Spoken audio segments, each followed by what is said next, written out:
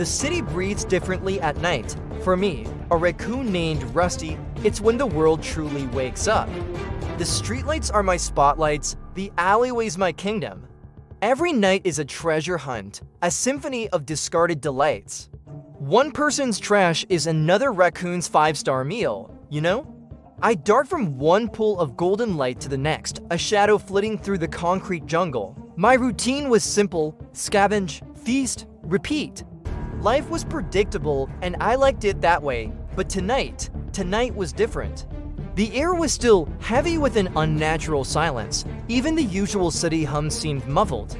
I was just about to investigate a particularly promising pizza crust near the corner of Elm and Main when it happened. The moonlight, which had been a soft, silvery blanket, suddenly felt solid. It wasn't just bright, it was heavy. I looked down and my shadow, usually a fleeting, dark twin, was sharp and black as obsidian. It felt weirdly sticky, like tar. I tried to take a quick step, but my paw wouldn't lift.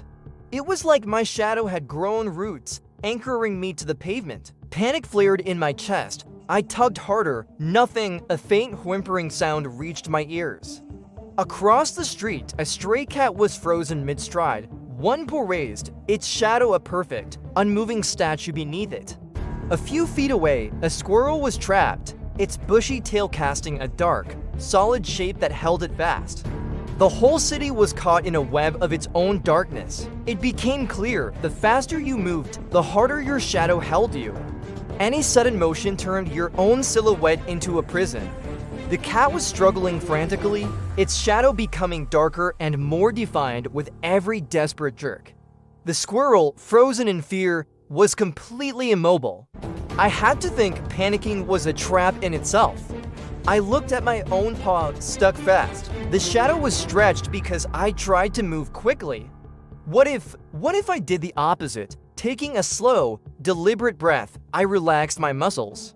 Instead of pulling away, I leaned into the shadow ever so slightly. I began to move, but with the slowness of a snail. I shifted my weight inch by agonizing inch, not fighting the shadow, but persuading it. I imagined my shadow was like dough, and I was gently kneading it, changing its shape. I lowered my body, crawling forward, almost flat against the ground. My shadow morphed with me, elongating, thinning out. The tight grip on my paw began to loosen. It wasn't a sudden release. It was a gradual easing, like a knot slowly being untangled. I was free. I looked around at the other animals, still trapped and panicking. I wanted to help, to chatter at them, to show them the secret. But how do you explain move slow to a terrified creature? I crept towards the cat, my movements smooth and unhurried. As I got closer, I saw the terror in its wide eyes. It saw me moving and its struggles intensified, which only made its shadow prison stronger. It was no use. They had to figure it out for themselves. My heart ached for them, but my own survival came first. I continued my journey, not with my usual playful scurrying, but with a newfound, respectful slowness. The city looked like a museum of captured moments. Pigeons on a telephone wire, their shadows pinning them in a perfect row. A dog on a leash, pulling its owner to a halt, both frozen by the solid darkness at their feet. It was a silent, beautiful, terrifying spectacle. I navigated this frozen world, a slow-motion ghost in a city of statues. I learned the new rules of the night. To get the pizza crust, I didn't snatch it. I flowed towards it, my body low, my shadow a liquid pool behind me. The world had changed its laws, and I was adapting. It was a strange dance, a slow ballet between light and dark. I felt a weird sense of mastery, of understanding a secret the rest of the world was blind to. Hours passed, the moon remained fixed, a cold, unblinking eye in the sky. I wondered if this was it, if this was the new forever. Would the sun rise and melt these shadow cages, or would it create even bigger, more formidable ones? I found a safe spot under a thick bush where the moonlight couldn't reach, a small pocket of true darkness, of safety. I curled up, not to sleep, but to watch. Then a whisper of movement in the sky.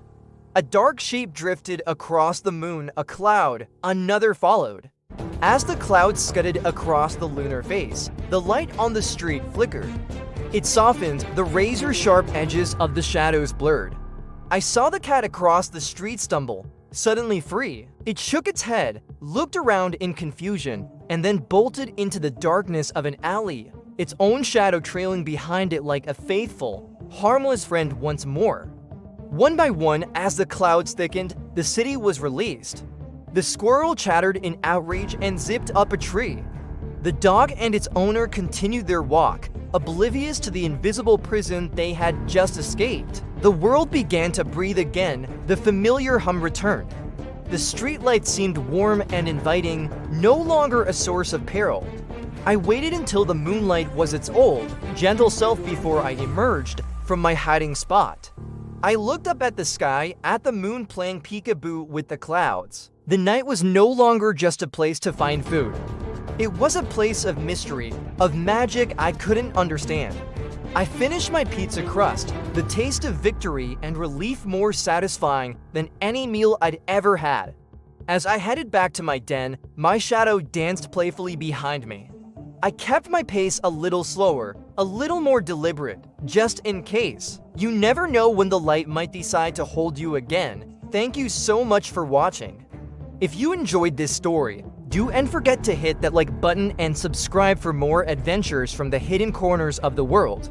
Stay curious, and we'll see you in the next one.